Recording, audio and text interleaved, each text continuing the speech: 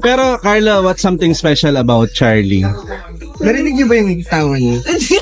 Yan yan. Basta pag happy siya, happy.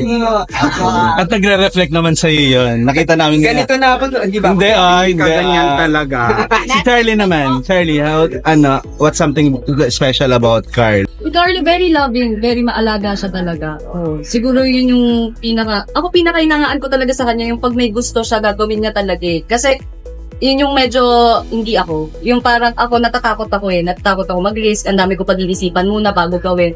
Pero siya, pag may sinabi siyang gusto niya, talagang gagawin niya lahat ng steps agad para magawa. At kung may gusto siya, makukuha niya. Oo. Para ikaw yun. Sino ba yung unang nagpakita ng pagkagusto? Sagutin mo ko. Nakiusap. Ako yun lang. And how you take it, Charlie? How you take it? Noong una, medyo kinabahan ako. Bakit? Hindi kasi parang first time naman na taga-showbiz din. Yung mga ganun bagay. So parang natakot ako sa mga tao sa paligid din, ganyan, kung sino yung mga makakakita din sa amin. So medyo kinabahan ako at first. Pero kasi before naman, magkaibigan na rin kami ni Carlo, nagkasama kami sa Soldier's Heart. So parang yun yung pinapakitan ko na hindi, kaibigan ko na. Okay po. So, thank you.